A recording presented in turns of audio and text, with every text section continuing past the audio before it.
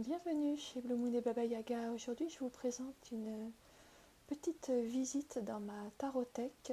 C'est une réponse à un défi qui a été lancé par Angie Cartomancie, Angie Lumière, pardon, Cartomancie sur sa chaîne, qu'elle a intitulé My Deck Collection Challenge, où il s'agit de présenter en 21 jeux, on pourrait dire l'essentiel de notre bibliothèque en répondant à 21 questions, le plus ancien, le plus récent, etc.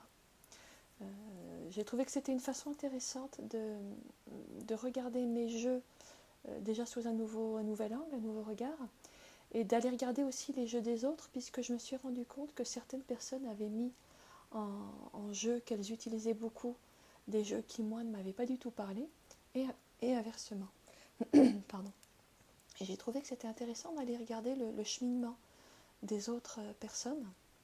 Qu'est-ce qui fait que pour elles, ce jeu a un intérêt. Ça me permet aussi, moi, de changer mon regard sur mes propres jeux, de décaler un peu le regard et d'ouvrir aussi, d'élargir un petit peu ma compréhension, ma vision, grâce au regard des autres.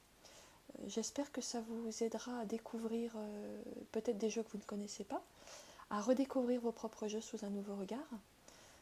En tout cas, c'est une des propositions de ce petit défi également. Voilà, je remercie une de mes abonnées qui s'appelle Valentine, qui a elle-même répondu à ce petit défi sur sa propre chaîne. Et c'est grâce à elle que j'ai découvert l'existence de ce défi auquel j'ai eu à mon tour envie de participer. Je vous mettrai en dessous dans la boîte de description un minutage avec les 21 questions, de sorte que vous puissiez passer directement à celle qui vous intéresse. Et je vais essayer de vous mettre en fin de vidéo, sur les écrans de fin, des liens vers ma playlist, ou vers deux de mes playlists si possible, celle des revues et celle de l'atelier des tarots, puisque pour vous présenter ces 21 jeux, je vais faire allusion à certaines de mes vidéos. Donc, c'est aussi simple que vous ayez le lien en fin d'écran. Voilà. Écoutez, voilà, c'est parti pour My Deck Collection Challenge. Voilà. Et avant de commencer, je remercie toutes les personnes qui likent, qui partagent, qui s'abonnent et qui commentent.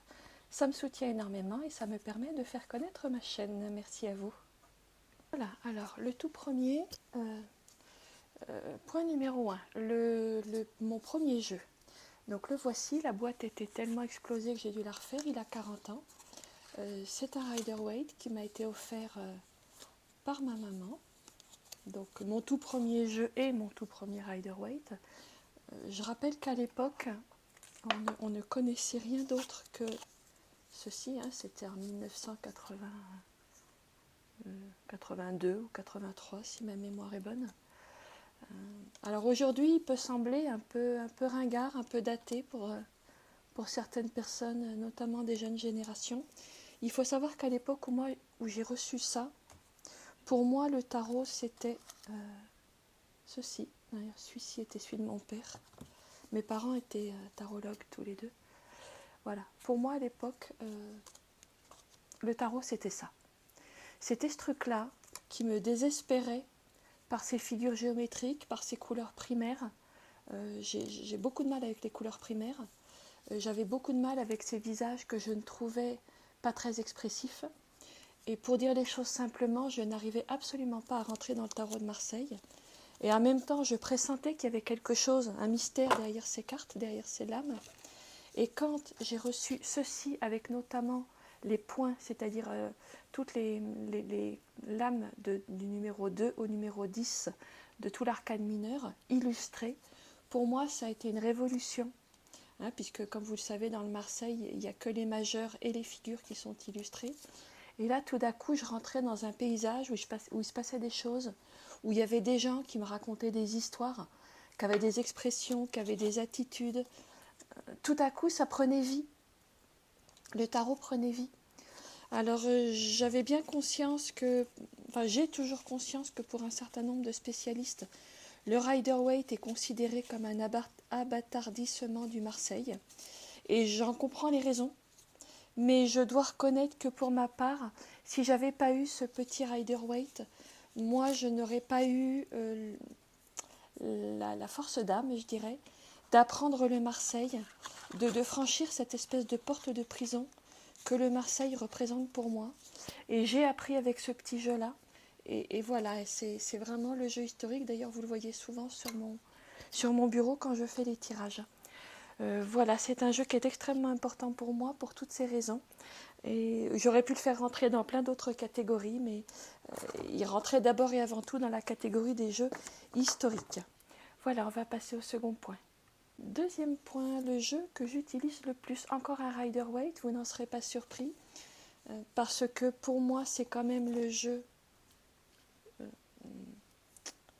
Pour moi le Rider-Waite c'est le jeu de base, évidemment si l'on exclut le Marseille qui est le jeu originel, mais pour la plupart, je dirais 95% des jeux illustrés, des tarots illustrés que vous trouverez sur le marché sont dérivés du Rider-Waite. Et si vous connaissez le Rider-Waite de base, vous pourrez les lire tous. Donc pour moi, c'est dommage de faire l'économie de l'apprendre parce que je vois beaucoup de débutants qui n'ont pas commencé par le Rider-Waite de base et j'ai l'impression qu'on galère un petit peu plus. Alors celui-là, c'est celui que j'utilise le plus. C'est une version indépendante, elle est quand même plus grande que le tout petit que je viens de vous montrer.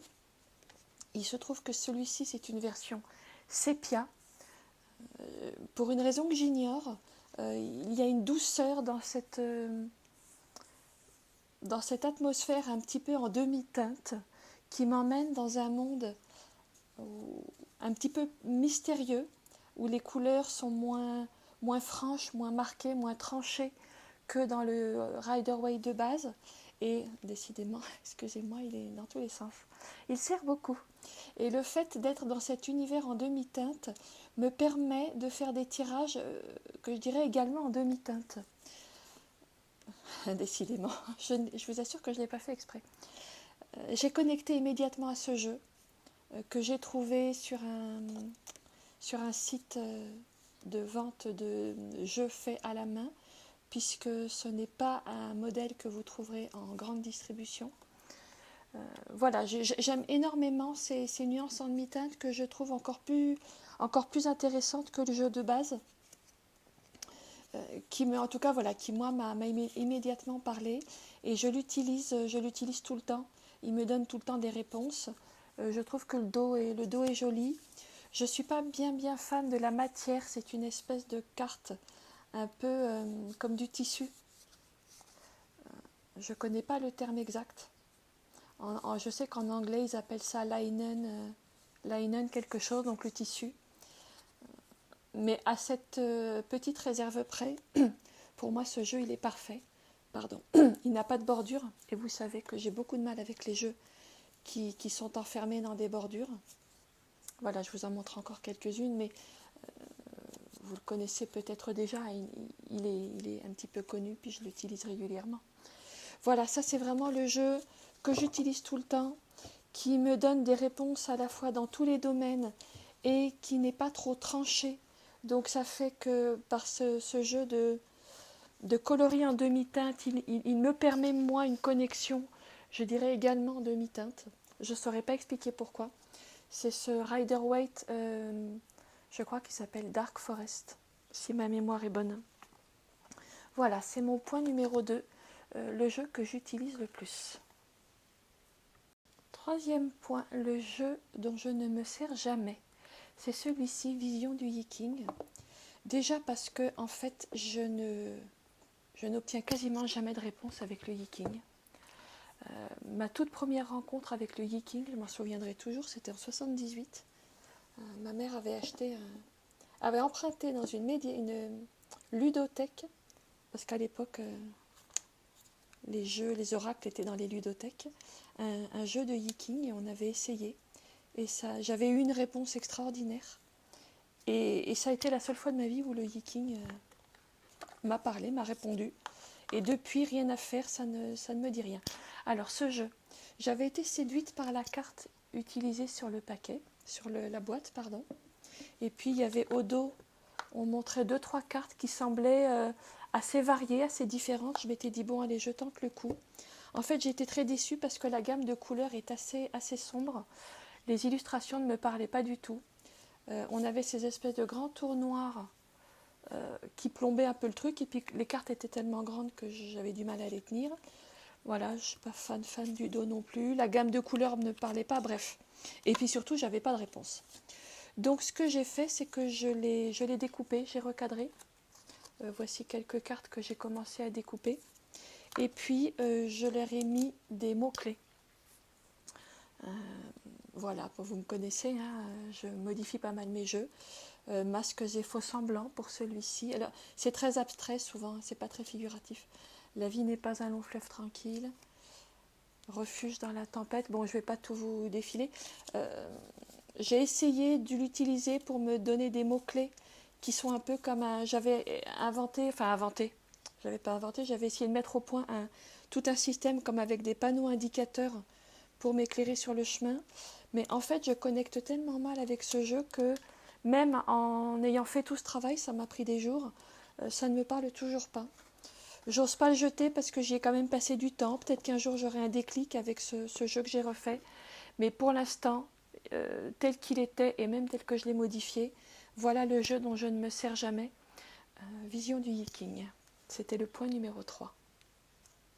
Quatrième point, le jeu que j'utilise pour les histoires de cœur. Alors, c'est celui-ci, mais il se trouve que pour ma part, d'abord, je fais assez peu de tirages sentimentaux. J'en ai fait quelques-uns, mais globalement, j'en fais relativement peu, d'une part. Et d'autre part, l'expérience que j'ai des tirages sentimentaux, je vais vous le mettre là pour que vous le voyez, l'expérience que j'ai des tirages sentimentaux, c'est que finalement, le plus important n'est pas tellement les cartes en elles-mêmes, bien que ça joue, mais en tout cas dans mon cas, ce qui m'aide le plus, c'est d'avoir un tirage, c'est-à-dire une grille de lecture pour disposer mes cartes selon un certain ordre, chacune d'elles étant destinée à me répondre à des questions précises. Par exemple, où est-ce que cette personne en est par rapport au consultant, où est-ce que le consultant en est par rapport à cette personne, etc. Pour moi, en tirage sentimental, si vous avez un bon jeu de base, un bon tarot lambda, ce qui comptera le plus n'est pas tellement le jeu, mais le fait d'avoir un bon tirage. Je propose dans ma playlist L'Atelier des tarots une vidéo que j'ai intitulée 6 tirages pour ne plus vous perdre dans des lectures, où je vous propose, je crois que c'est le dernier d'ailleurs, un tirage que j'ai mis au point pour les lectures sentimentales, qui pour ma part, je trouve, me donne d'excellentes réponses, que ce soit pour moi ou pour des consultations privées. Voilà, je vous renvoie éventuellement à cette petite vidéo que j'ai faite. Je vous mettrai le lien en dessous. Cela dit, il y a quand même des jeux qui sont bien faits, mais vous voyez d'ailleurs, Amour romantique, je trouve que celui-là a le mérite de répondre de manière très claire, pas toujours très confortable. L'avantage et l'inconvénient de ce jeu, c'est qu'on ne peut pas se mentir. Quand on vous dit non, parce qu'il a des... par exemple, voilà, il arrive le non. Quand le jeu vous dit non, vous savez que bon, c'est pas la peine de se raconter des histoires. Alors que si vraiment vous voulez y croire, même avec les cartes les moins encourageantes d'un jeu classique, vous arriverez toujours à vous raconter qu'il peut se passer quand même quelque chose. L'avantage de ce jeu-là, c'est qu'il vous donne des réponses claires, pas toujours confortables, mais pour moi, un tirage de tarot, c'est de la vérité, si possible, plutôt que du confort. Voilà, donc je ne vais pas tout vous faire défiler, mais vous voyez que ce jeu donne des réponses assez claires, assez précises. On ne tourne pas autour du pot. À la limite, on en sort une ou deux, puis ça suffit. Ou alors, si on a envie, on choisit un tirage. Bon, il y a celui que j'ai proposé dans ma vidéo sur 6 lectures pour ne plus vous perdre dans vos tirages, 6 tirages pour ne plus vous perdre dans vos lectures, par exemple. Mais il y en a d'autres, hein. Il y a plein d'autres tirages très bien faits pour les tirages sentimentaux. Je trouve que pour moi, c'est au moins aussi intéressant d'avoir un bon tirage que d'avoir un bon jeu. Voilà, l'intérêt de celui-là, c'est que voilà, alors, il est facile à lire, il n'est plus très facile à trouver parce que le jeu en lui-même est épuisé. Par contre, on le trouve sans trop problème d'occasion. Celui-ci est une version d'occasion. Je sais que certaines personnes ont du mal avec les jeux d'occasion parce qu'ils n'auraient pas de bonnes énergies, etc. Pour ma part, les jeux d'occasion que j'ai achetés ne m'ont jamais posé le moindre problème de perturbation énergétique et ils me donnent toujours de très bonnes réponses. J'ai fait pour ce jeu-là, j'ai fait une présentation dans ma liste des revues, des reviews, que vous pouvez trouver également dans ma playlist sur les revues. Voilà, c'était le point numéro 4, le jeu que j'utilise pour les affaires de cœur. 5e point, le jeu que j'emporte partout avec moi. Ça va pas être compliqué, c'est encore un Rider-Waite. Celui-ci, c'est le Universal Rider-Waite Tarot Deck qui a été recolorisé par Mary Handsome Roberts, qui a fait un très joli travail, je trouve. Très, très fin, très léger, très doux. Alors, on repart sur des couleurs plus classiques, mais il est intéressant également. Le voici. J'ai coupé les bords pour qu'ils prennent moins de place, et puis parce que j'aime pas trop les bords, comme vous le savez. Voilà, celui-là, il n'est pas grand, il tient dans le sac à main, il pèse pas lourd, il est parfait. En plus, il a un avantage, c'est que moi, il me sert de jeu d'études. Donc l'avantage d'avoir un jeu d'études, c'est qu'on peut écrire dessus sans trop se culpabiliser. Et moi, j'ai mis toutes les correspondances astrologiques que je suis en train d'apprendre. Donc voilà, il fait double emploi, disons. Jeu d'études pour les correspondances astrologiques et un petit jeu pratique facile à emporter pour quand je vais chez un ami, dans la famille, et que quelqu'un a une question. Voilà, que vous dire de plus sur ce petit jeu? C'est le premier que mon compagnon m'a offert. Premier d'une longue série. Voilà, il est joli, il est doux, j'aime bien ses coloris. Voilà, je ne vais pas m'y étendre trop parce que c'est encore un Rider-Waite. Vous en avez vu 3, vous devez en avoir marre. Mais en même temps, bon, pour moi, c'est tellement à la base que c'était difficile de faire l'économie de vous parler du Rider-Waite. Mais voilà, ça y est, on a fini d'en parler. Vous êtes libérés de mes élucubrations répétitives sur le Rider-Waite. Voilà, et je termine en vous montrant la boîte qui est toute jolie. Une petite boîte en métal qui est toute mignonne. Il est relativement facile à trouver en plus ce jeu-là. Voilà, c'était mon 4e point, le jeu que j'emporte partout avec moi. 6e point, le jeu qui m'a le plus déçu, le voici. Alors je précise tout de suite que j'ai compris cette question d'Angie, le 6e point, non pas du tout comme une invitation à critiquer qui que ce soit, mais à expliquer pour quelles raisons un jeu, aussi beau soit-il, ne correspond pas à mon fonctionnement et m'est difficile à prendre en main. J'avais vu ce jeu, j'avais vu des revues de ce jeu sur des vidéos, sur YouTube, et je m'étais dit, il est très beau, mais je ne vais pas l'acheter. Pour quelle raison? Parce que c'est un jeu qui est basé sur les enseignements du yoga, la philosophie, la spiritualité indienne, l'ayurveda, les chakras, etc. Et moi, j'ai très peu, à part les noms anglais, les noms indiens, des 7 chakras, je n'ai pratiquement aucune connaissance ni de l'Ayurveda, ni des divinités. Et je m'étais dit que je n'allais pas pouvoir m'en servir, donc je m'étais dit que je ne l'achèterais pas.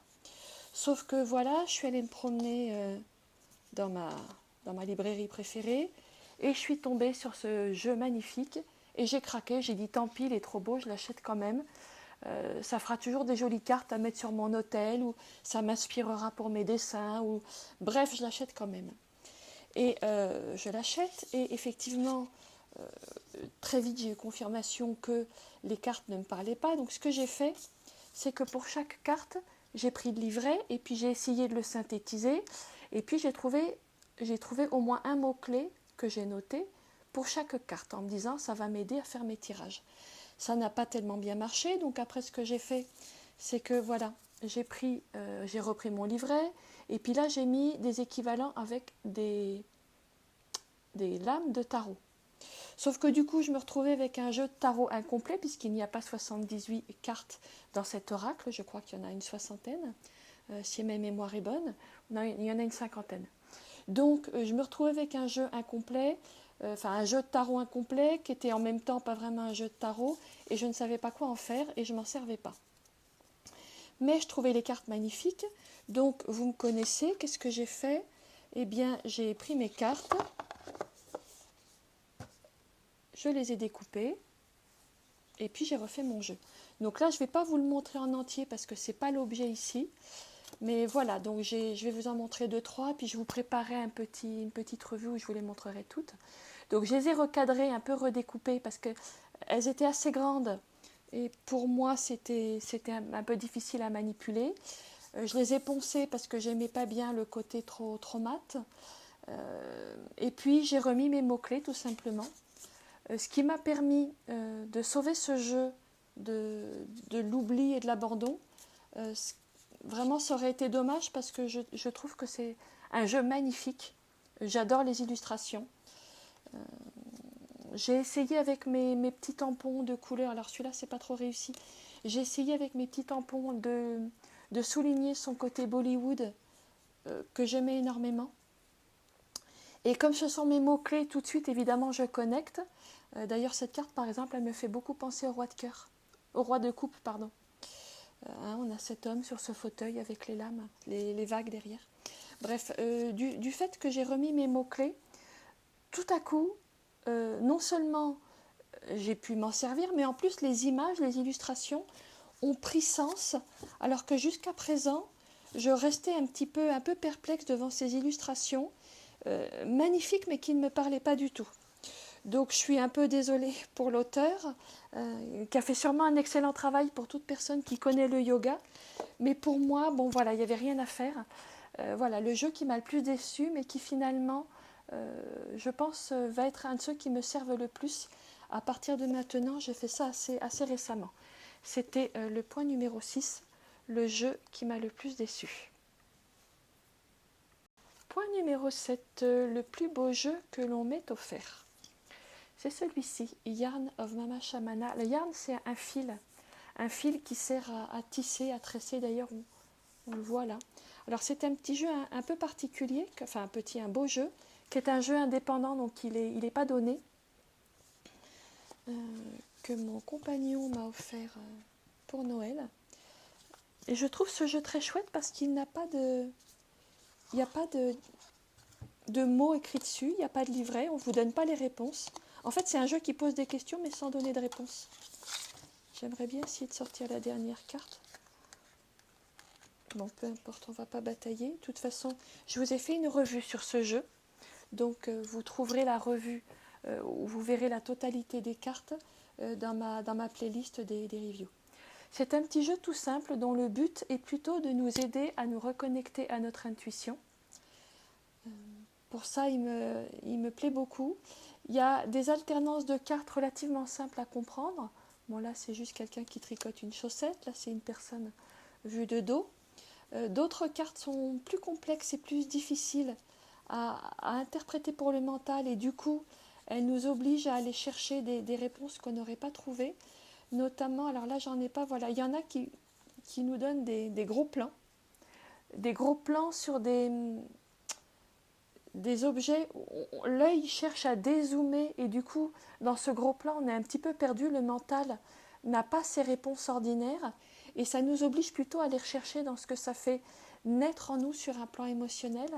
Et je trouve que pour développer la lecture intuitive, c'est tout simplement génial. En plus, il est joli, il est simple, il ne se prend pas la tête. Voilà, je ne vais pas vous faire défiler toutes les cartes, il y a une revue.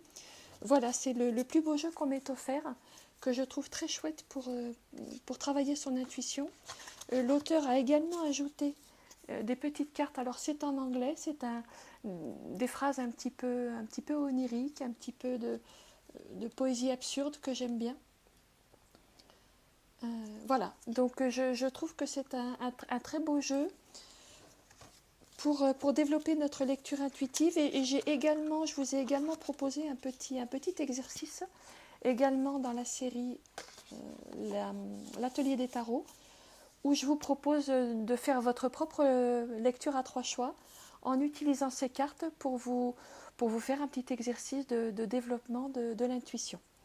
Voilà le jeu le plus beau que l'on m'ait offert. C'était le point numéro 7. Point numéro 8, le jeu que je garderai toute ma vie. Le Madoni. Alors celui-là, j'ai fait une revue dans ma playlist des revues, donc je ne vais pas vous le passer en détail. Pourquoi je le garderai toute ma vie? Il appartenait à mon père. Avec celui-ci, voilà, c'est les deux jeux que j'ai gardés de mon père. Alors lui, il n'utilisait que les Marseilles. Il ne faisait pas de la divination, il étudiait les cartes. C'était un érudit. Il étudiait les cartes et parmi tous ces jeux de Marseille, c'était le seul dont les illustrations n'étaient pas trop géométriques, pas trop froides. Et donc c'était le seul qui me parlait un petit peu intuitivement. Et j'aimais beaucoup l'esprit dans lequel ces cartes ont été dessinées. Il y avait quelque chose qui pour moi est un peu dans l'esprit... alors je ne saurais pas vous dire pourquoi, mais il me rappelle d'abord l'esprit des années 70 d'une part, et d'autre part, il a quelque chose qui pour moi est lié à l'art d'Europe centrale, dans l'inspiration. Je ne sais pas pourquoi.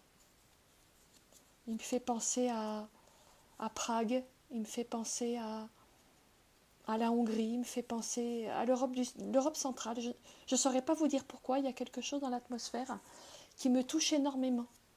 C'est une région du monde que je ne connais pas, mais avec laquelle je me sens une affinité d'âme. Et ce jeu-là, pour une raison que je ne saurais pas vous expliquer rationnellement, me ramène décidément à cette atmosphère-là. J'aime beaucoup les illustrations. J'ai toujours de manière étonnante des réponses intuitives avec ce jeu. Il sert beaucoup. Du coup, il est dans tous les sens. Voilà, je ne vais pas tout vous faire défiler le jeu. Alors, c'est un jeu qui a une particularité quand même, c'est que comme c'est un Marseille et pas un Rider-Waite, les mineurs ne sont pas illustrés. Je vais vous en montrer 2-3. Ce qui fait que vous ne les voyez pas dans mes tirages parce que voilà le 2 d'épée, le 10 d'épée, vous voyez, on est vraiment au degré 0 de l'illustration pour les mineurs. Donc voilà, l'as d'épée, etc. Donc pour moi, ça n'est pas très utile. Par contre, d'abord, il est très joli. Ensuite, je connecte très bien avec. Et puis surtout, c'était celui de mon père. Et puis je dirais pour terminer, bon, c'est un petit peu matérialiste, mais bon, ça compte aussi. Il est épuisé.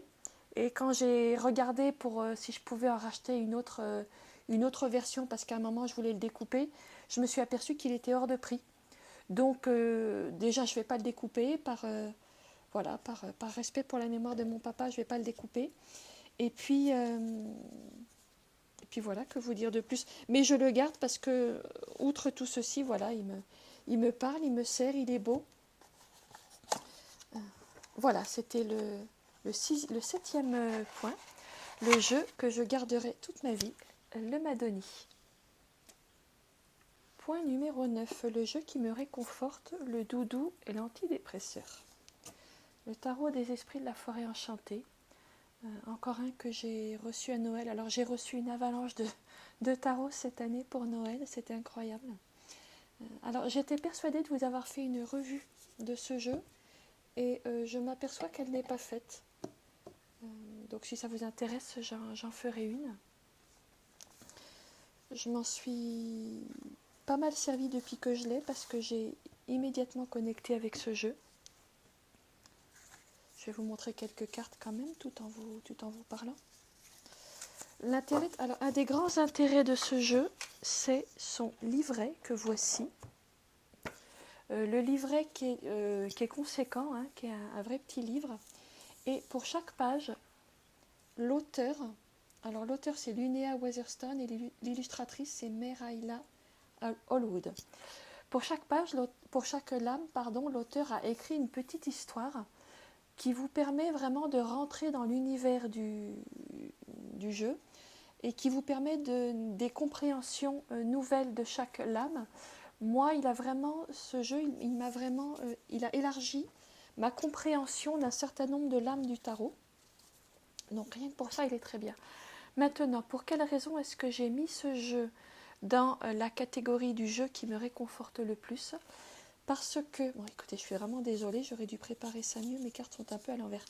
Parce que c'est un jeu, donc le jeu des esprits de la forêt enchantée, on rentre dans la forêt enchantée et toutes les lames ont pour décor une forêt. Et moi, quand je me promène dans ces lames, j'ai l'impression de me promener dans un jardin, ou plutôt dans une forêt. Je ressens presque physiquement et émotionnellement l'enveloppement de la forêt qui est autour de moi comme un cocon protecteur, et je me sens très apaisée. C'est un jeu qui m'apaise, même sur un plan physiologique. Le simple fait de regarder les cartes, et ça je ne saurais pas vous expliquer par quel phénomène ça se fait, le simple fait de regarder les cartes m'apporte un immense apaisement. Alors il se trouve qu'on est toujours dans la forêt et que pour moi la forêt est toujours un espace de guérison. Quand je ne vais pas bien, je vais marcher en forêt. Il se trouve aussi que c'est un jeu où il y a beaucoup d'animaux. Et pour moi, les animaux apportent beaucoup de messages de guérison, de paix et d'amour inconditionnel. Il se trouve aussi qu'il y a beaucoup de couleurs vertes. Et toujours pour moi, hein, évidemment, c'est très personnel. Le vert est la couleur de la guérison. Et puis, il a une dimension de monde fantastique qui me permet aussi de m'extraire un petit peu de la dureté du monde ordinaire, de la réalité ordinaire. Et pour moi qui vis toujours entre deux mondes, voilà, ça me ramène à un espace intérieur beaucoup plus apaisé, même pour les cartes qui ne sont pas très faciles. Ici, on a par exemple 8 d'épée. Ça me ramène à quelque chose plus doux, plus enfantin, mais en même temps, il y a une maturité et où tout est dit en douceur. Et je ressens pleinement la douceur de ce jeu qui m'apaise énormément. Pour cette raison, je l'ai choisi pour le 9e point, le jeu qui me réconforte, le jeu doudou, et je dirais même au-delà de ça, le jeu antidépresseur, pour toutes les raisons que je viens de vous exposer. Et en plus, il est facile à trouver, il est en français, ce qui ne gâche rien. Et excellent livret, je pense que je vous ferai un de ces jours une vidéo pour vous présenter les jeux qui ont un bon livret. En plus, il se trouve que celui-ci en fait partie. Voilà, vous savez tout pour ce jeu. Il a une revue hein, dans ma playlist des revues. Ah non, il va avoir, parce que je m'aperçois que je ne l'ai pas encore faite et c'est pas normal, donc je vais bientôt vous la préparer. Le 10e point, le jeu franc et direct qui me parle sans détour. Pour moi, c'est le Foraxa de M.J. Cullinane, qui est l'auteur d'un jeu plus connu qui est le Crow Tarot et de l'Urban Crow Oracle,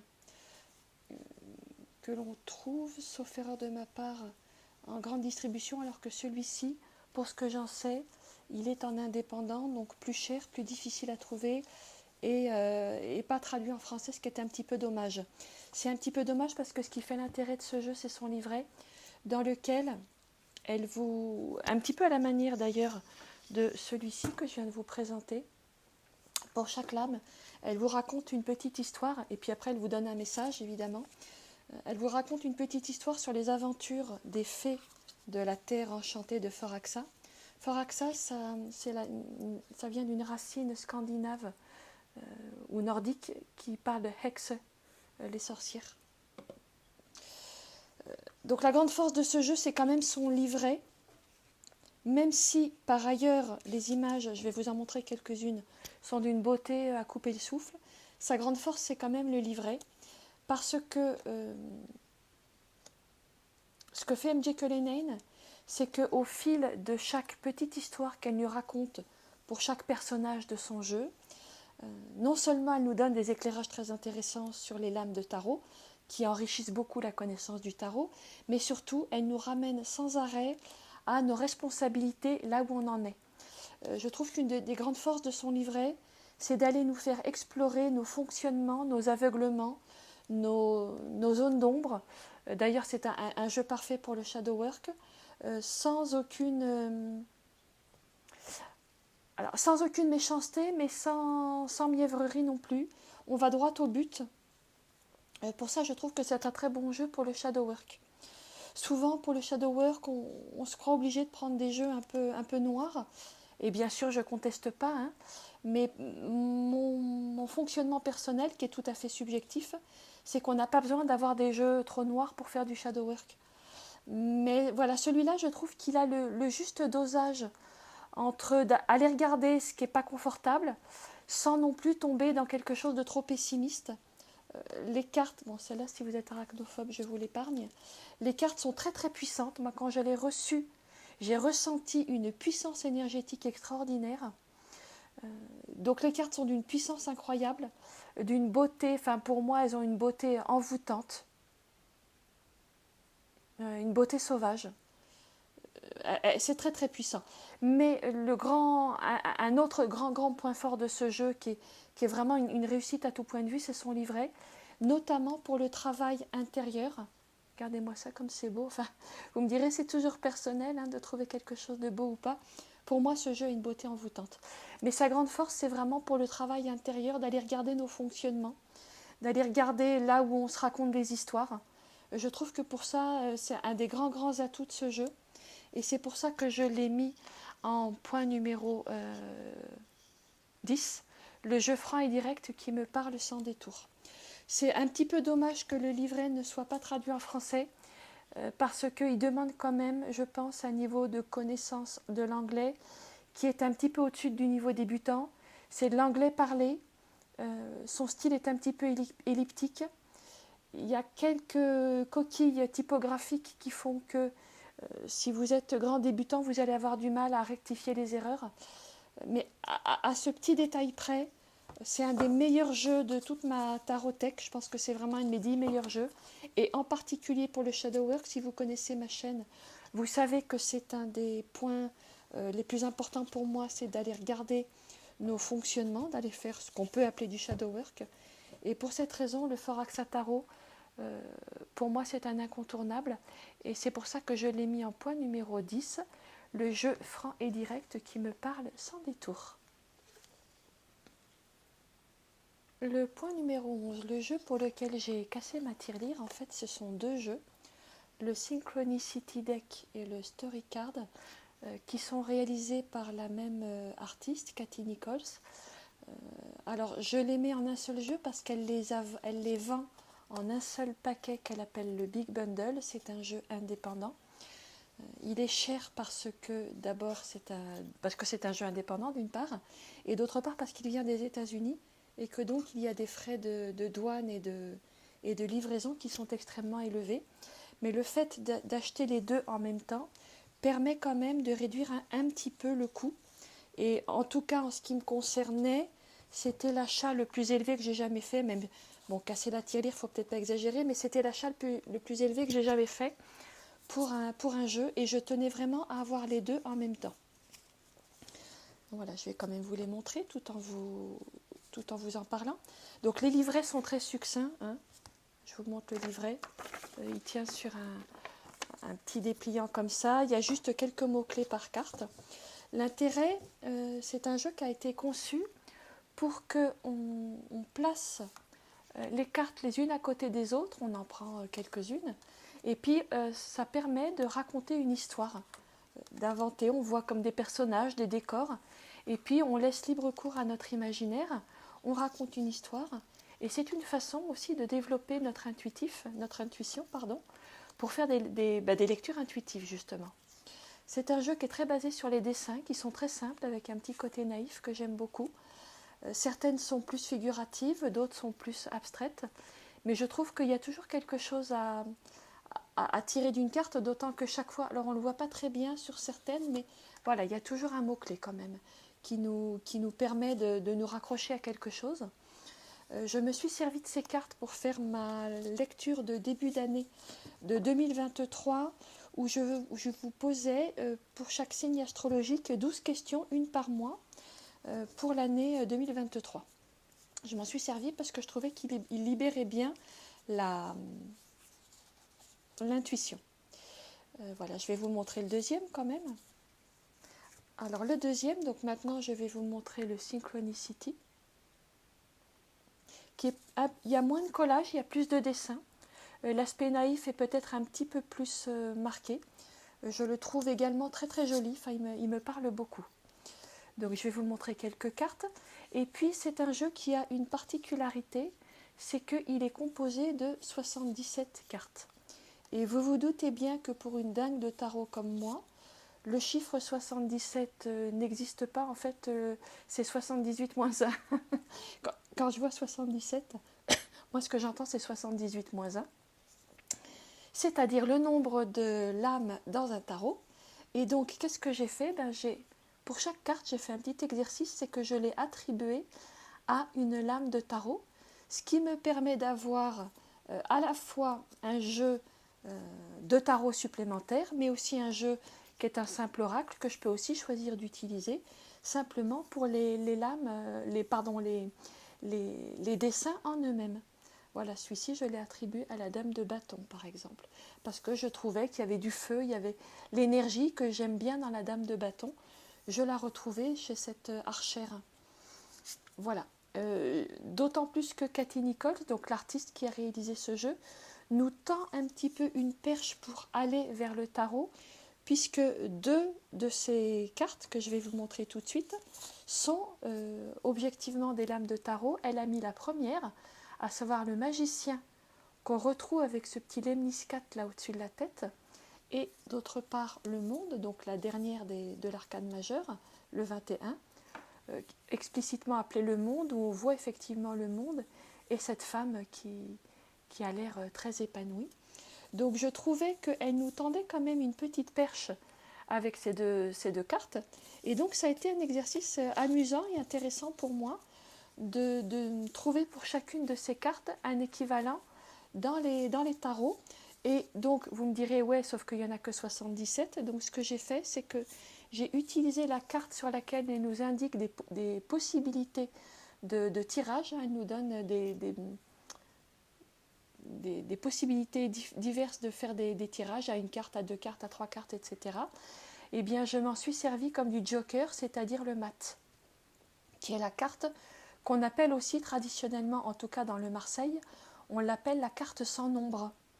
Elle a souvent été attribuée à une carte numéro 0 ou 22 par la suite, mais dans les Marseille, le mat, c'est la carte sans nombre. Et donc, j'ai utilisé celle-ci. Voilà, c'était un petit jeu, mais très intéressant. Et je les ai achetés ensemble parce que mon but, c'est aussi, de temps en temps, de les mélanger en un seul gros paquet, d'où l'appellation de Big Bundle sous lequel Cathy Nichols le vend, pour les faire travailler ensemble. Mon seul petit regret, c'est que les deux jeux n'ont pas la même qualité de papier. Celui-ci, il a un papier le Story Cards a un papier très lisse, un papier glacé qui glisse énormément, alors que le Synchronicity a un papier, à mon avis, de meilleure qualité, plus épais, plus beau, mais par contre, il glisse beaucoup moins. Ce qui fait que je ne sais pas ce que ça va donner en termes de mélange des deux jeux.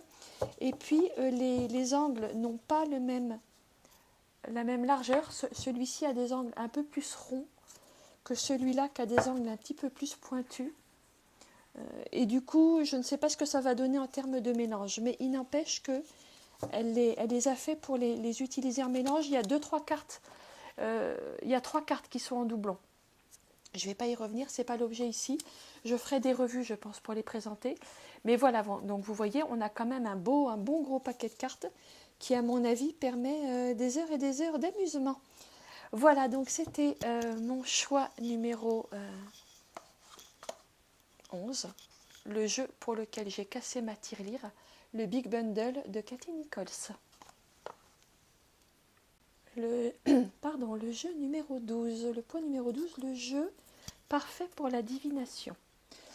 Alors, le voici, le Morgan Greer que j'ai retenu pour ce point numéro 12. En sachant que pour moi, le terme de divination ne me parlait pas tellement parce que je ne fais pas de divination.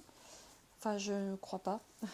Mais ce que j'en comprends, en tout cas tel que Angie le formule, ce que j'en comprends, c'est que c'est le jeu qui va servir à donner des réponses assez précises sur des questions précises, sur des questions de la vie ordinaire, de la vie pratique, de ce que vivent les gens, plus que sur notre intériorité.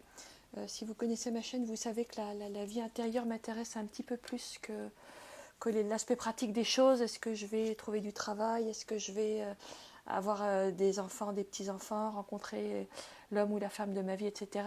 Je ne dis pas que ce n'est pas des questions importantes. Moi-même, il m'arrive aussi d'avoir envie d'avoir ce genre de réponse. Mais objectivement, ce n'est pas ce que je fais sur cette chaîne.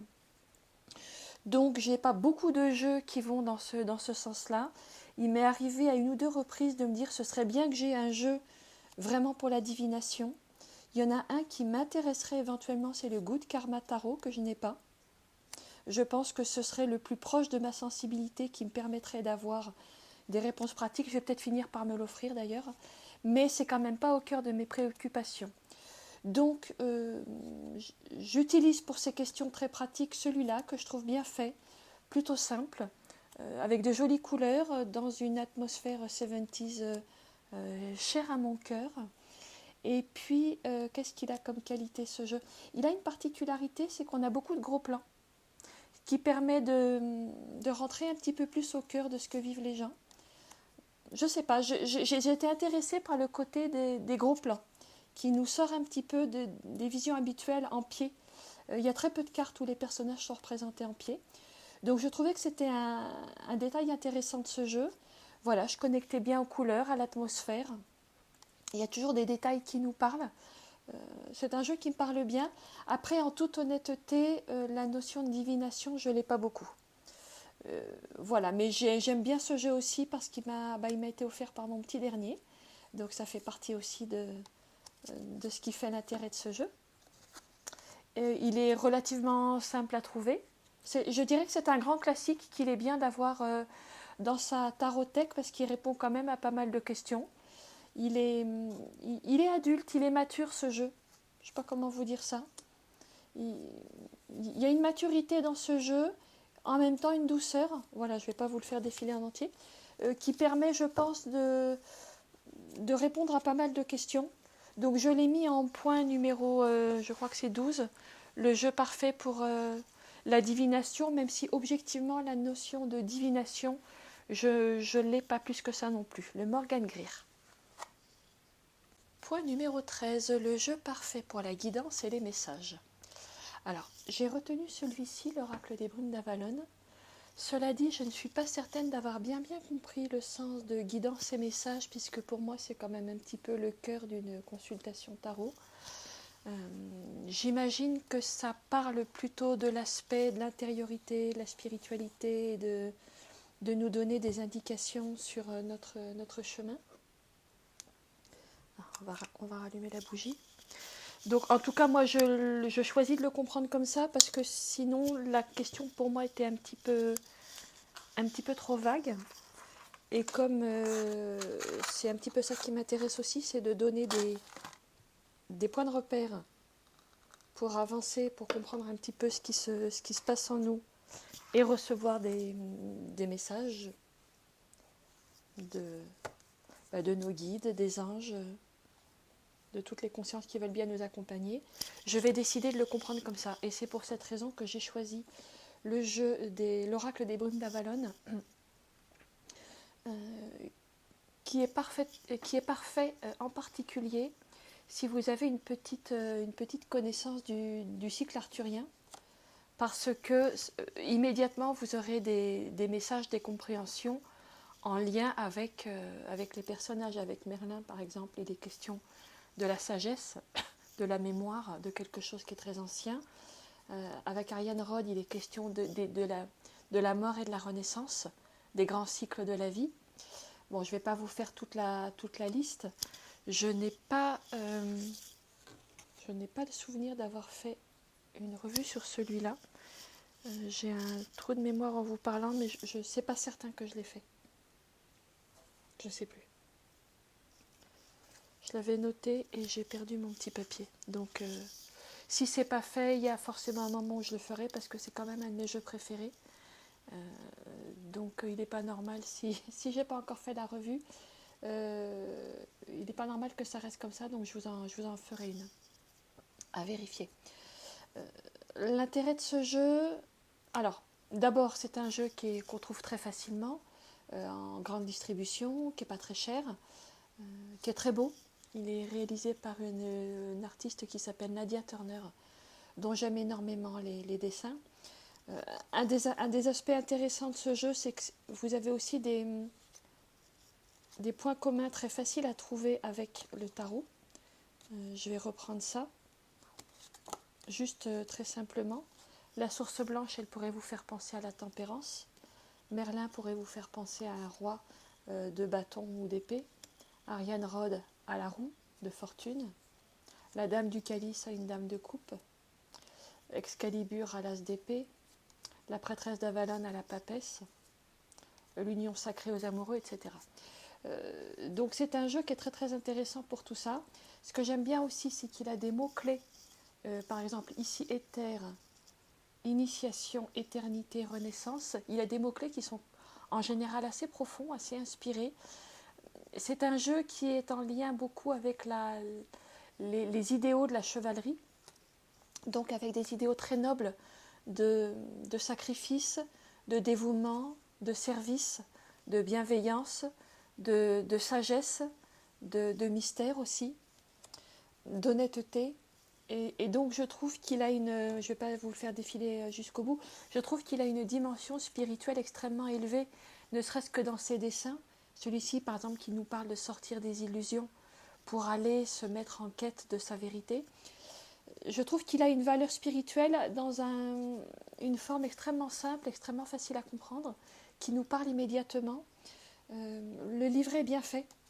Les messages du livret sont, je trouve, ils sont justes parce qu'ils nous permettent d'intégrer une dimension spirituelle à des situations, somme toute, très, très courantes de la vie quotidienne. Puisque, enfin, moi, je considère qu'il n'y a pas d'espace plus spirituel que la vie quotidienne. Il n'y a pas d'épreuve plus initiatique que celle que nous vivons dans notre humanité la plus basique, la plus simple. Et que le spirituel, c'est pas forcément d'aller se réfugier dans des ashrams au sommet de l'Himalaya où personne ne va venir nous déranger et où personne ne va aussi venir nous faire travailler. Et donc je trouve que cet oracle des brumes d'Avalon nous permet vraiment de manière très, très simple, très douce, de mettre une perspective spirituelle dans des situations somme toute très simples. Et il remplit bien cette fonction d'être le jeu qui est parfait pour la guidance et les messages. Point numéro 14, le jeu parfait pour l'introspection et le shadow work. J'ai retenu celui-ci, le Osho Zen Tarot. Alors c'est un jeu un petit peu polémique. Je parle de tout ça dans la revue que j'ai consacrée à ce jeu, donc je ne vais pas y revenir. J'expose aussi toutes les raisons pour lesquelles il est cher à mon cœur. En quelques mots, c'est un jeu qui a été réalisé par une artiste qui s'appelle Madheva Padma. Alors soit c'est uniquement elle, soit c'est elle plus d'autres artistes. Mais surtout plus intéressant, c'est qu'il a été réalisé à partir de l'enseignement de Osho. Osho, c'est le nom qu'a pris un enseignant spirituel indien qui s'appelait Bhagwan Sri Rajneesh. En tout cas, à l'époque où il était mon enseignant spirituel dans les années 80, il s'appelait Bhagwan Sri Rajneesh.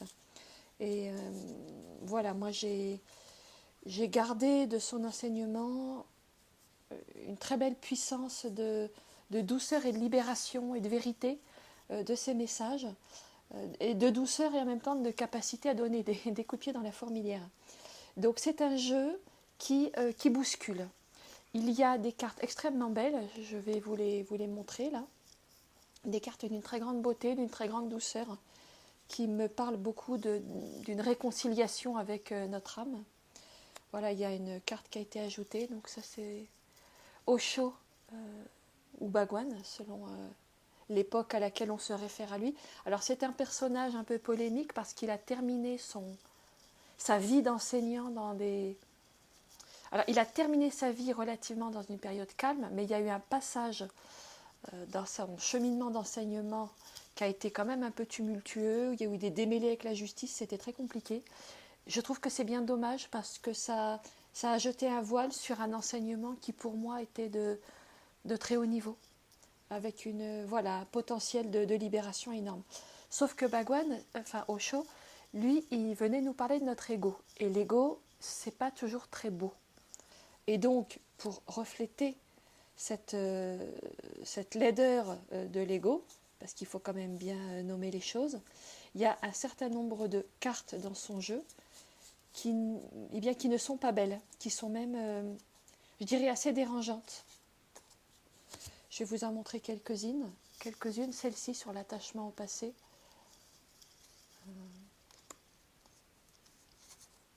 Alors attendez, voilà, celle-ci sur l'épuisement. Vous voyez, elles sont chaotiques, elles mettent mal à l'aise. On voit ce regard épuisé là du personnage, c'est vraiment terrible. Une autre encore. Je vous avais préparé, je vous avais mis les cartes dans l'ordre et puis je m'en suis resservie et du coup j'ai perdu l'ordre, ce qui est un petit peu dommage.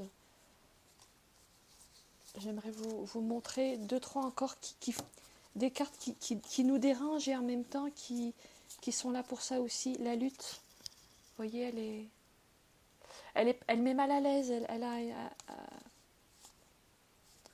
elle a une dimension, une énergie, c'est pas une question d'énergie, mais elle a une atmosphère qui ne nous met pas très à l'aise. Le contrôle aussi, vous voyez, cette expression résolue, on dirait un vrai dictateur. Bon, je ne vais pas toutes vous les passer en détail, elles sont dans ma revue. Mais ce que je voulais dire, c'est que ce jeu, il a pour grande force de nous montrer tous les aspects de notre ego, de notre être, du plus beau quand on se relie à l'âme et qu'on laisse notre âme imprégner notre personne, notre être, jusqu'au plus laid quand on est, quand on est embarqué par nos blessures, par nos peurs, par nos réflexes de domination, etc. Donc c'est un jeu qui dérange, c'est un jeu qui peut faire un peu polémique, en particulier si on se contente de vouloir le lire en intuitif. Alors certes, on va avoir des informations, mais pour moi, l'aspect le plus intéressant de ce jeu n'est pas tellement dans ces cartes, même si elles sont très intéressantes, il est plutôt dans le livret. Alors le livret qui est très mal foutu, ça part dans tous les sens, enfin bon, j'y reviendrai après, mais le livret vous donne pour chaque carte une petite explication et puis un commentaire, un petit commentaire en italique. Et ce petit commentaire en italique qui a été de toute évidence rédigé par Osho, par ce grand maître indien, il est d'une puissance extrême. Enfin, je trouve il touche au plus profond de ce qu'on est en train de vivre, il nous touche un petit peu au vif. Et du coup, il nous permet d'aller regarder des choses qu'on n'aurait pas forcément eu envie d'aller voir dans nos fonctionnements. Mais en même temps, c'est plutôt libérateur d'aller le regarder parce que c'est comme ça aussi qu'on se défait de nos réflexes conditionnés de violence, de mensonge, de prédation. Parce que dans un ego, il y a aussi ça. Même si on n'est pas réduit du tout à ça, bien entendu. Dans un ego, il y a aussi tous ces aspects-là qu'on aurait envie de faire disparaître un petit peu rapidement dès qu'on est sur un chemin spirituel et qui nous est quand même demandé d'aller regarder dans les yeux si on veut faire un chemin spirituel authentique. Donc vous voyez, il y a quand même aussi de très belles cartes. Donc pour moi, le point fort de ce jeu Osho Zen Tarot, c'est le livret. À la limite, si vous ne tirez pas les cartes, achetez le livret, achetez le jeu pour le livret et lisez le livret. Vous aurez un condensé d'enseignements spirituels extraordinaires que l'on ne peut pas retrouver de soi-même rien qu'en lisant les cartes en lecture intuitive, parce que c'est quand même un enseignement qui est assez radical, qui nous bouscule un peu dans nos certitudes et dans nos évidences, qui nous amène là où on ne pensait pas aller, et c'est pour ces raisons-là qu'il est profondément transformateur. Donc je disais tout à l'heure que le livret est quasiment illisible, enfin, il est très peu pratique parce qu'il est organisé de manière très compliquée. Il y a d'abord les figures, et puis après ils ont mis les points, et puis les points ne sont pas dans l'ordre, les as arrivent après les 10, enfin bon, c'est très désorganisé.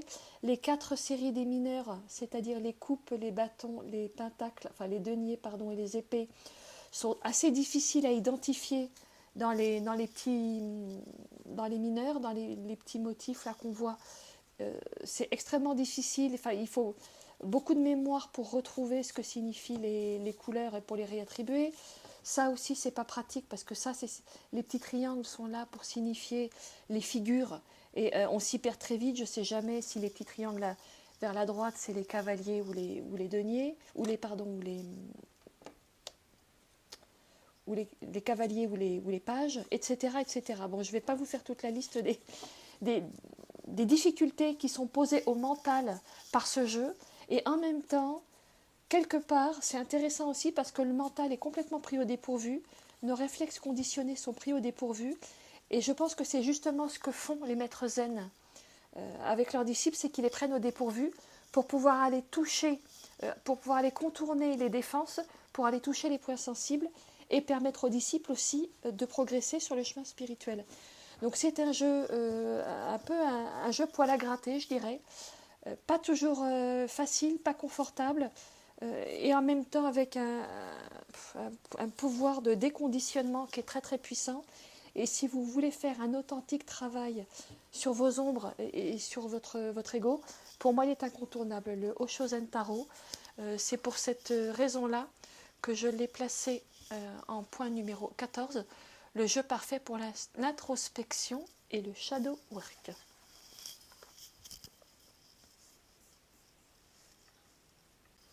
Point numéro 15, le jeu dont les illustrations m'inspirent le plus. J'ai choisi le Tarot of a Mystical Moment. J'aurais pu en choisir d'autres, il y en avait plusieurs, mais bon, c'était... je pense que c'est un des plus puissants en termes de force de l'image. C'est un jeu dont, alors contrairement au précédent, le livret n'apporte objectivement pas grand-chose, à moins vraiment d'être grand débutant avec les tarots, auquel cas il vous donne des éléments de base. Mais je trouve que le livret reste un petit peu au niveau un niveau un peu superficiel, surtout que l'essentiel, si vous voulez, dans le livret, l'essentiel de la place est utilisé pour vous décrire la carte. Or, la carte, vous l'avez sous les yeux, vous n'avez a priori pas besoin qu'on vous la décrive. Et après, les significations sont celles-là. Alors, ce qui est bien, il y a les positions droites et les positions renversées. Mais franchement, c'est le minimum, quoi. C'est le minimum en termes de compréhension. Mais bon, pourquoi pas. Je précise que c'est en anglais. En anglais d'un niveau facile à comprendre. Alors, ce jeu, sa grande force, c'est la puissance de ses images, très surréalistes, qui sont déjà d'une très grande beauté, je trouve. Alors ça, c'est toujours très subjectif de décréter la beauté ou non d'un jeu, mais moi, je les trouve belles.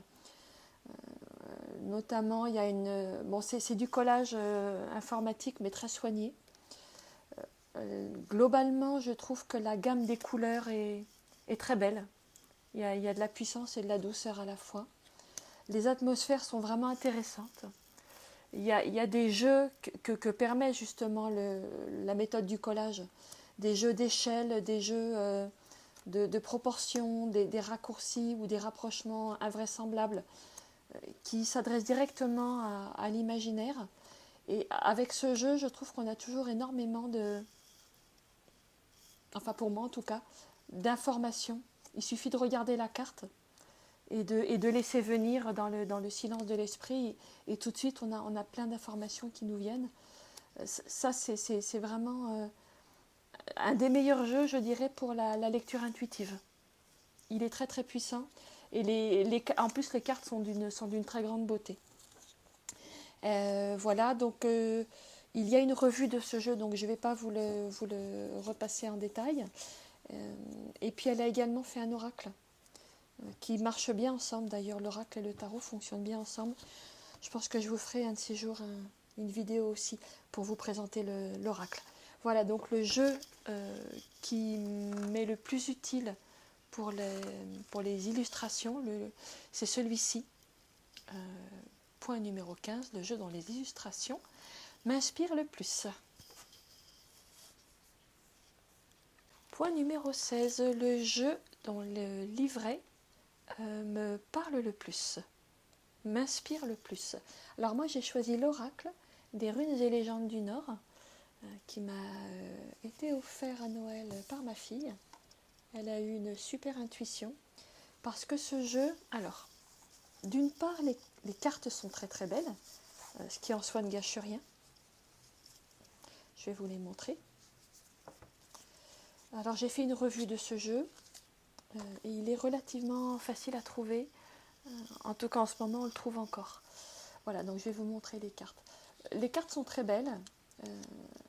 Je trouve qu'elles échappent aux clichés sur les Vikings, qui sont en général le lot des jeux de runes qui ont un côté un peu gonflé à la testostérone pour mon goût personnel. Je trouve qu'il a de la puissance en gardant une énergie plutôt féminine. Mais là, on est dans du féminin puissant, sauvage, presque rugissant, mais beau en même temps, ça fait du bien. Voilà, c'est des cartes qui font du bien. Donc voilà, je vous en montre quelques-unes. De toute façon, vous les avez dans la revue, hein, donc je ne vais pas toutes vous les passer en détail. Mais surtout, la belle surprise de ce jeu, c'est le livret. J'étais d'autant plus étonnée que c'est a priori un éditeur Secret d'Étoiles qui se spécialise plutôt pour un public ado et jeune adulte. Et en fait le livret est magnifique. Il est écrit remarquablement, très poétique. Là aussi, je vous renvoie à ma revue, je ne vais pas tout vous donner tous les détails, mais il vous donne pour chaque carte, il y a l'écho. Donc on vous dit de quoi il est fait. Par exemple ici, la rune Élase. Élase est aquatique, faite d'algues et d'étangs, terre de limbes, frontières indicibles entre les mondes, galop farouche aux aubes de rosée. C'est très très poétique. Donc voilà, il vous donne un écho, les étapes donc, qui représentent notre cheminement dans la vie, la danse qui nous parle du mouvement lié à la rune, puisque vous savez, enfin vous ne savez pas, que les runes sont aussi liées à des postures un peu comme en yoga, qu'on appelle les stada, qui sont des postures runiques qui permettent de se connecter à l'énergie de chaque rune. Donc c'est lié à la danse. La force, c'est l'énergie que la rune déploie avant même qu'on ait commencé à entrer dans son espace. Le chuchotement, c'est le cœur du message de la rune. Renversé, donc c'est aussi le message qui vient quand la rune elle est en non positif. Signe, c'est de quelle manière la rune aurait été gravée. Là, par exemple, pour Élase, elle se grave sur le bois du cerf à l'encre de lierre. C'est beau. Il y a un poème, et puis il y a des reflets qui nous parlent je pense plutôt des symboles associés à la rune. Et puis une petite explication plutôt d'ordre mythologique. C'est très inspiré, ça donne de chaque rune une vision, une compréhension et un ressenti extrêmement vivant.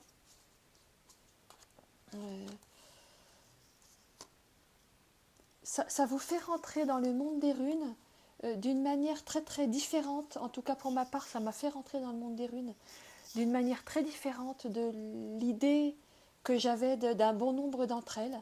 Ça me les rend vivantes, voilà. Ça m'aide à les habiter de l'intérieur. Je crois que ce livret, c'est sa grande force, c'est qu'il c'est ressenti. Chaque rune a été habitée de l'intérieur. Je ne serais pas surprise que chaque message ait été reçu en canalisation par l'auteur. Texte de Magali Motet, illustration Sarah Motet, ce sont peut-être des sœurs. Je ne serais pas étonnée que à la fois les messages et même les images aient été reçus en canalisation, parce que c'est puissant, c'est brut, ça ne parle pas du tout au mental. Et ce livret, pour moi, il a vraiment le mérite de dépoussiérer le monde des runes, mais sans lui faire perdre de sa très grande puissance, et de nous les montrer sous un jour différent, extrêmement vivant. Et c'est pour cette raison que ce jeu, vraiment, pour l'instant, c'est vraiment celui dont les messages m'inspirent le plus. Voilà, l'oracle des runes et légendes du Nord. C'était donc le point numéro 16. Point numéro 17. Le jeu que j'utilise rarement de peur de l'abîmer. Alors, faut peut-être pas exagérer non plus, je n'ai pas à ce point peur d'abîmer mes jeux, mais j'ai choisi le Slavic Legend Tarot pour lequel je vous ai fait une revue. Alors déjà, petit détail, j'adore la boîte. C'est un livre. Alors d'habitude, j'aime pas les boîtes, mais celle-là, elle est juste géniale. Voilà. Alors, j'irai pas jusqu'à dire que j'ai peur de l'utiliser par peur de l'abîmer, Mais il est vrai qu'il y a dans ce jeu quelque chose de précieux. Déjà, bon, le dos est délicat, il y a cette dorure semi-mate, peut-être un petit peu fragile, qui fait qu'effectivement on n'a pas envie de le malmener. Et puis surtout, les images sont d'une très très grande finesse, d'une très grande beauté. Alors, j'avais commencé à vous le... Je les avais mis dans l'ordre et puis voilà, j'ai reperdu l'ordre. Les images sont d'une très grande beauté, elles ont un côté un petit peu bande dessinée de luxe. Ce jeu a été illustré, enfin réalisé par une artiste qui avait déjà fait, alors elle en a fait plusieurs, mais un qui est très connu, c'est le Dark Mansion Tarot. Bon, alors qui moi ne me parlait pas, c'était pas mon atmosphère, mais voilà, elle a un talent exceptionnel qui donne à chaque carte l'allure d'un vrai petit tableau. Il y a une précision de détail incroyable. À la fois, on reconnaît les images, les arcanes du Rider-Waite, et en même temps, c'est quand même suffisamment revisité pour qu'il y ait des éléments nouveaux de compréhension qui nous soient donnés. Donc je trouve qu'il fait partie de ces jeux qui apportent un plus, qui apportent de nouvelles compréhensions. Et c'est vrai que c'est quelque chose que j'aime bien, moi, dans les Rider-Waite, c'est que chacun me donne de nouvelles compréhensions, que chacun élargisse ma compréhension de chaque lame. Et ce jeu-là remplit cette fonction à merveille. Voilà.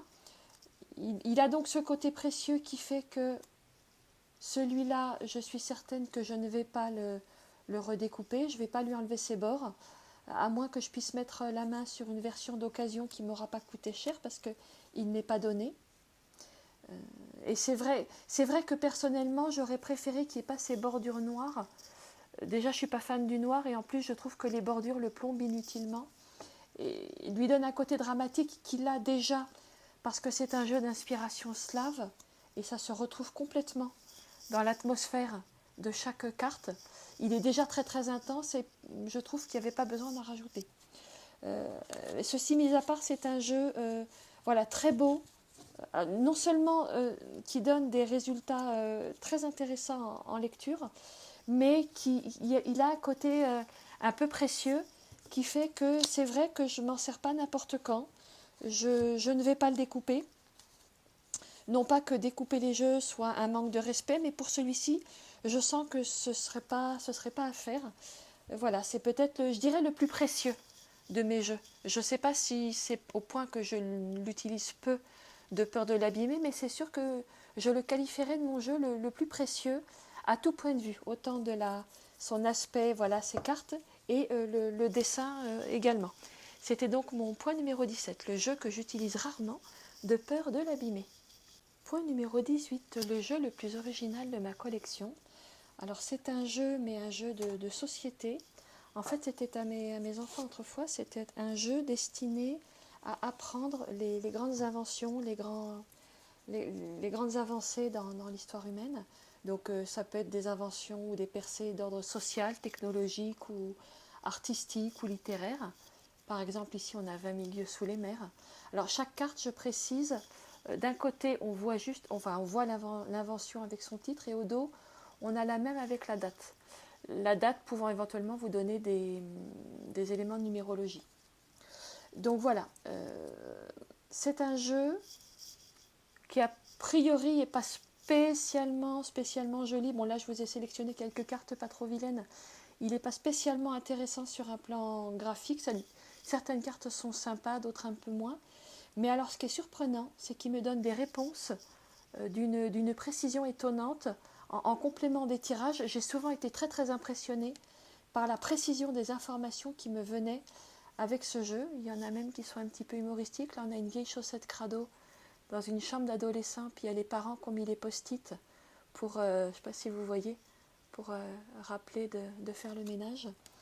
Voilà, donc il me donne des informations extrêmement intéressantes. Là, les échecs, donc on va nous parler de stratégie. Là, le savon, on va peut-être nous dire qu'il y aurait quelque chose à nettoyer.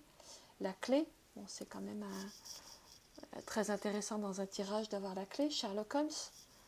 Voilà, je trouve que les illustrations sont absolument parfaites pour avoir des informations du micro-ondes. Je pense qu'il n'y a pas moins poétique que le micro-ondes. Et pourtant, celle-là, je l'ai eue une fois dans un tirage. Et c'est incroyable à quel point elle était pile poil parfaite pour éclairer le tirage. Voilà, je ne vais pas vous le faire défiler, surtout qu'il y a énormément de cartes. Je pense qu'il y en a une bonne centaine.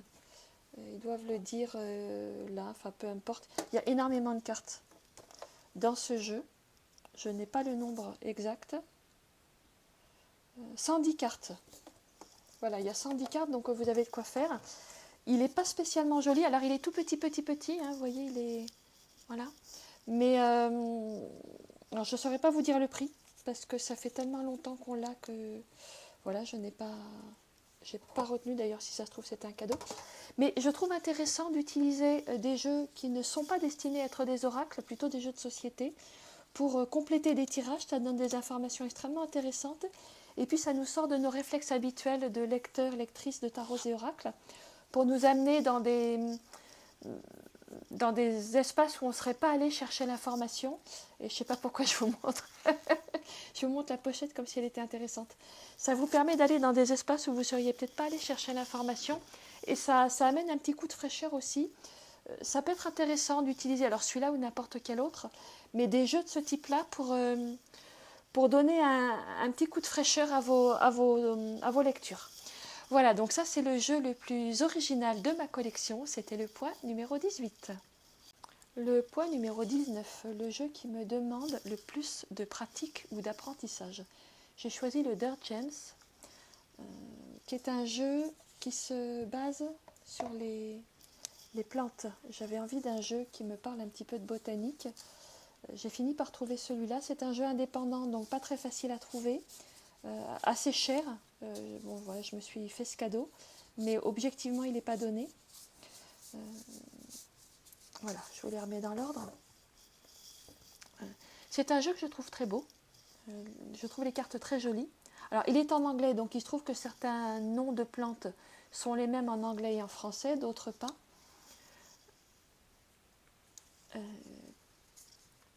La lecture intuitive des cartes n'est pas facile. Quelquefois, on a des éléments intéressants, mais pas toujours. Donc, il demande quand même d'avoir une connaissance des plantes. Alors, soit, première option, vous avez déjà une bonne connaissance des plantes et vous considérez que la carte va vous donner des informations sur ce que vous savez déjà sur la plante. Soit, vous n'avez pas particulièrement de connaissance des plantes et vous allez plutôt vous référer au livret. Et c'est là que les choses se corsent. Parce que le livret, que j'aurais dû vous sortir... Qu'est-ce que j'en ai fait du livret? Je vais aller vous le chercher pour vous le montrer. Voilà, donc je disais, c'est avec le livret que les choses se corsent. Bon, petit A, il est en anglais. Petit B, c'est un niveau d'anglais qui n'est pas évident. Et petit C, moi, la difficulté que moi j'ai ressentie avec ce livret, c'est que les messages qui sont donnés pour chaque plante, alors ils ont un intérêt, mais globalement, si je cherche à synthétiser, moi c'est ce que j'ai fait, hein, pour chaque plante, j'ai pris quelques notes et puis j'ai synthétisé l'information pour voir à peu près où on allait, et puis j'ai cherché un ou deux mots-clés pour m'aider à le comprendre. Bon. Sauf que concrètement, les messages qui sont donnés dans le livret se recoupent globalement sur environ, je dirais qu'il y a 5 grands thèmes, 4 ou 5 grands thèmes importants. Il y a la résilience, il y a le fait de se protéger, il y a le fait de se relier au plus grand que soi. Qu'est-ce qu'il y a encore? Et il y a le fait de ne pas trop s'isoler, en particulier pour les personnes qui sont très empathes. Donc, la difficulté que moi j'ai avec ce livret, c'est que si je me réfère, je vous montre quelques cartes tout en vous expliquant, si je me réfère uniquement au guide, finalement, je tourne toujours autour des mêmes thèmes. Donc, ce que je suis en train d'essayer de faire, c'est sans trahir les informations que les auteurs nous ont données, d'isoler un ou deux mots-clés tels que j'ai tout un panel de mots-clés différents, parce que sinon je vais me retrouver avec les 10 mêmes mots-clés pour l'ensemble du jeu. Et ces mots-clés, moi ce que j'ai fait, c'est que je les remets, je suis en train de les remettre en français et au feutre blanc, en bas des cartes, donc ici par exemple lâcher le drame, pour avoir quand même un élément de compréhension rapide. Là c'est le chef d'orchestre, c'est pour les gens qui font tout à la fois, chevaucher la vague, etc. Ça me permet quand même d'avoir des informations dans le fil du tirage pour ne pas avoir besoin de me référer au livre, parce que quand on est dans une lecture, on ne peut pas toujours prendre le temps de se référer au livre. D'autre part, je pense qu'une étape suivante pour moi va être de continuer mon apprentissage des plantes, parce qu'il y a un certain nombre de plantes pour lesquelles j'ai reçu des messages de leur déva que je peux réutiliser ici, mais ce n'est pas le cas de toutes les plantes qui sont ici, loin de là. Donc je pense que ça va être pour moi aussi une occasion de continuer de demander des messages au déva des plantes sur la guérison de telle ou telle plante, d'approfondir mes connaissances et d'approfondir aussi le sens des différents messages de ce jeu. Par exemple, pour le pissenlit, dans de Lyon, c'est le pissenlit, moi j'ai reçu un message qui parle d'essaimer, de trouver sa famille d'âme, de créer des maillages de lumière sur la planète, etc. C'est intéressant, mais c'est bien aussi d'utiliser ce que les auteurs ont dit. Donc voilà, j'aimerais élargir le sens de ce qu'ont dit les auteurs avec mes propres compréhensions sur chaque plante, avec comme petit bémol quand même, ça je le savais en l'achetant, mais bon, j'ai quand même accepté ce problème, c'est qu'un certain nombre de plantes, on les a en Europe, puisque moi je suis en France. Donc nettle, c'est l'ortie, ça j'en ai plein le jardin. Hawthorn, c'est l'aubépine. Je ne sais plus si c'est l'aubépine. Celle-là, il faut que je crois que c'est l'aubépine. Bon, on la connaît, on l'a dans nos campagnes. Lavender, la lavande, tout le monde connaît. Le gingembre, je connais, mais j'en ai pas dans mon jardin. Bon, ça, le millepertuis, je l'ai. La conite, je l'ai. Il y a quelques plantes. Bon, évidemment, il suffit que je vous dise ça. Bibalme, c'est la monarde. Bon, j'ai repéré un certain nombre de plantes, je dirais peut-être 20%, 15% du jeu, qui sont des plantes qui ne poussent pas chez moi. Bon, voilà, le basilic sacré, par exemple, avec lesquelles je n'ai pas forcément une connaissance, une connexion facile. Donc ça va me demander un petit peu plus de travail. Gumweed, j'avais recherché, mais j'ai oublié ce que c'était. C'est peut-être le laitron. Licorice, la réglisse. Voilà, je n'ai pas toutes ces plantes, l'aloe vera, j'en ai pas dans mon jardin. Voilà, ça va me demander, je pense, encore pas mal de recherche, de compréhension, d'apprentissage pour pouvoir intégrer ces cartes que je trouve très belles dans mes lectures. En revanche, ce que je peux faire dès maintenant, évidemment, c'est prendre une seule carte, aller lire son message et me baser uniquement sur ce qui est dit dans le message. Et si je ne prends qu'une seule carte, ce sera toujours très intéressant. Voilà, mais j'avais envie de l'utiliser aussi de manière plus régulière en l'intégrant à mes lectures. Et pour cette raison, le Dirt Gems me demande quand même un gros travail de prise en main. Je dirais qu'actuellement, c'est celui qui me donne le plus de fil à retordre. Et en même temps, c'est un défi intéressant. Voilà, donc ça, c'était le point numéro 19, le jeu qui me demande le plus de pratique et d'apprentissage. Le point numéro 20, le jeu que j'offrirai à un ami qui débute la cartomancie. J'ai choisi celui-ci, le Wandering Star, mais j'ai quand même un gros cas de conscience avec ce jeu. Il y a du plus et il y a du moins.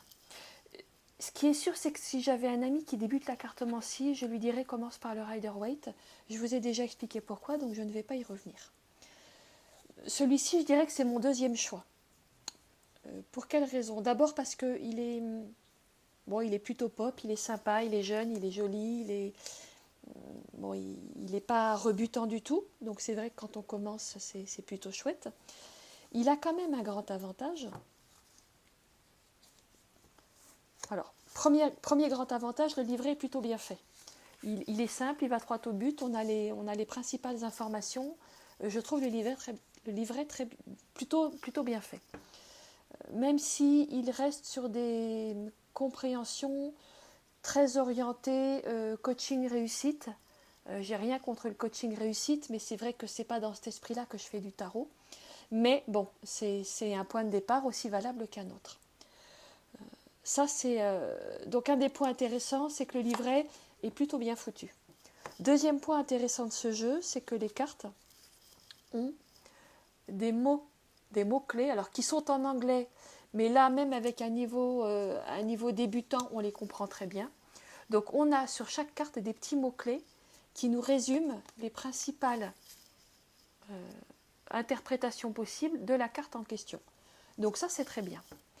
En revanche, pour moi, il y a des points assez décourageants dans ce jeu.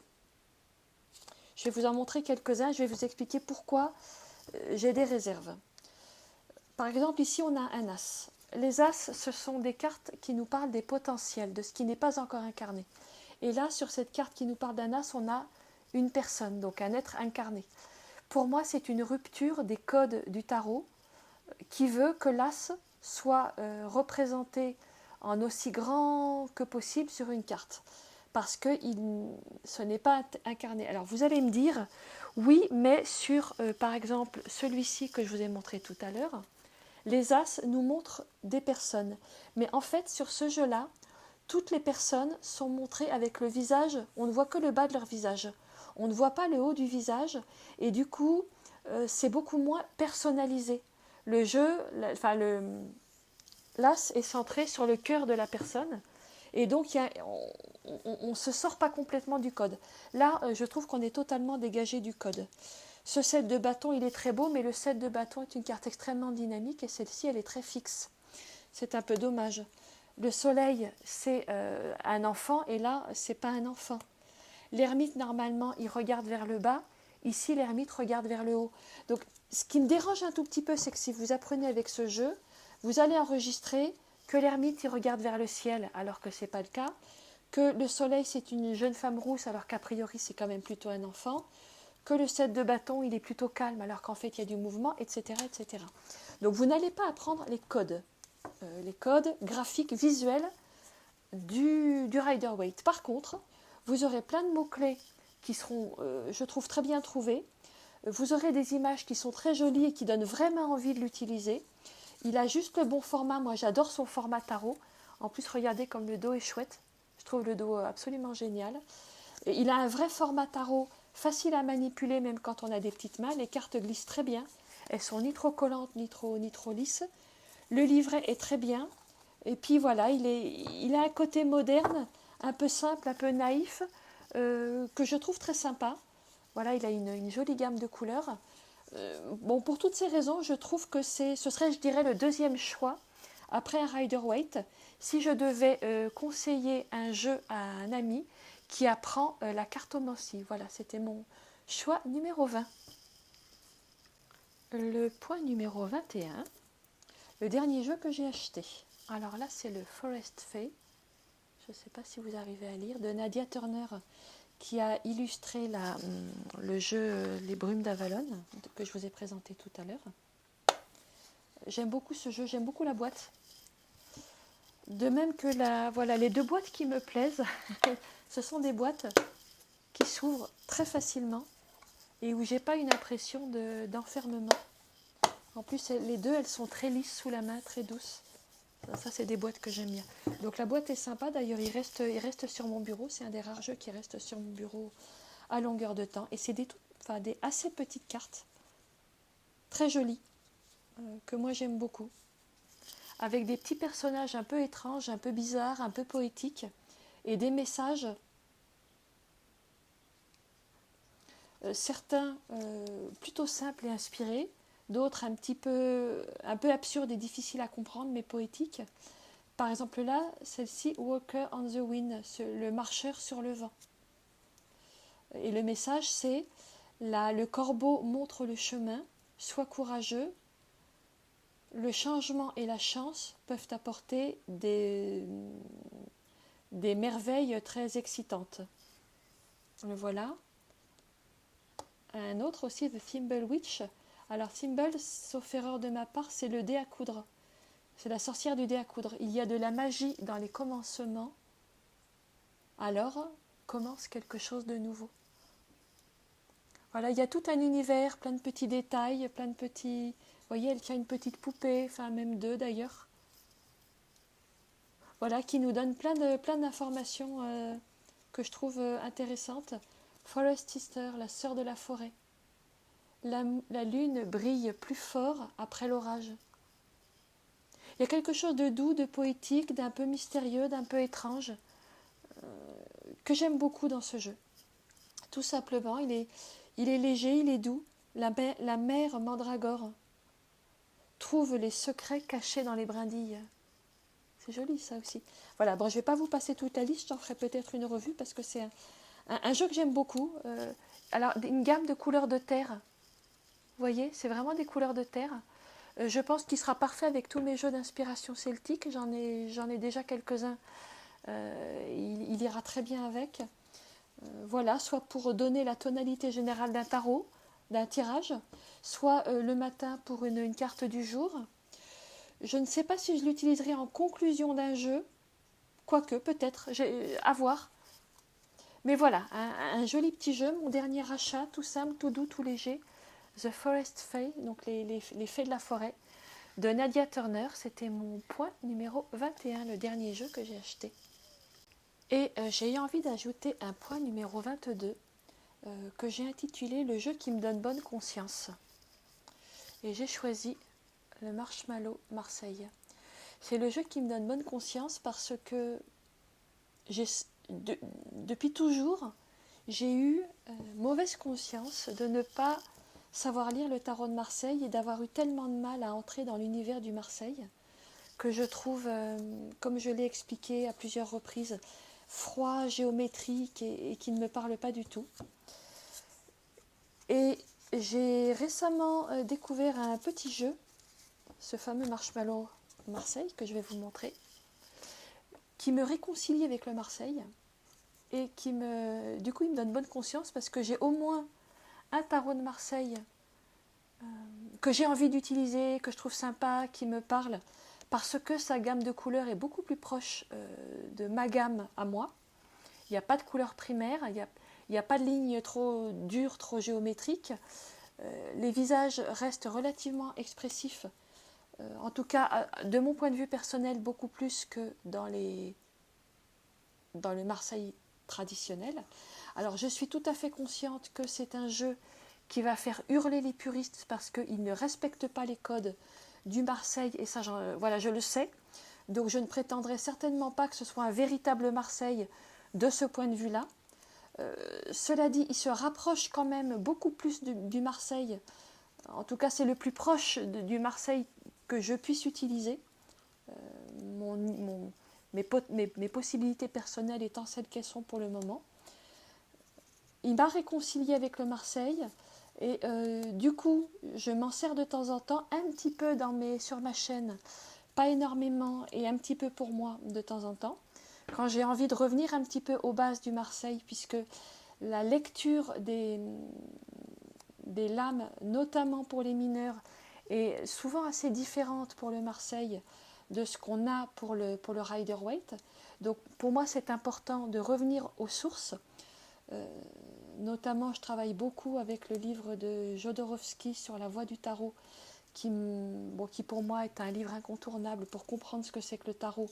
Mais lui, il parlait beaucoup du tarot de Marseille. Alors Jodorowsky hurlerait en voyant ce jeu, je comprends bien, mais moi, les choses étant ce qu'elles sont, pour l'instant, c'est ce que je peux utiliser de plus proche du Marseille, qui m'oblige quand même à revenir au sens primitif des lames du tarot de Marseille, mais qui me déconcentre pas trop, qui me fait pas fuir par trop de rigidité, trop de froideur.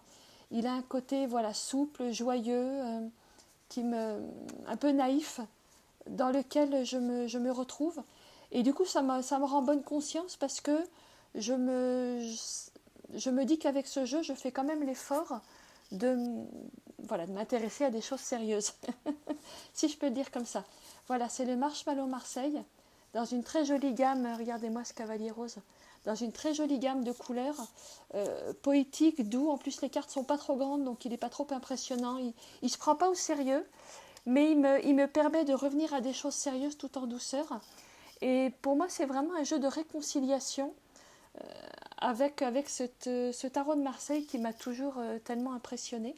Donc c'est pour ça que j'ai eu envie d'ajouter ce point 22, le jeu qui me donne bonne conscience. Voilà, bah écoutez, c'était mon point numéro 22 que j'ai rajouté au tag proposé par Angie.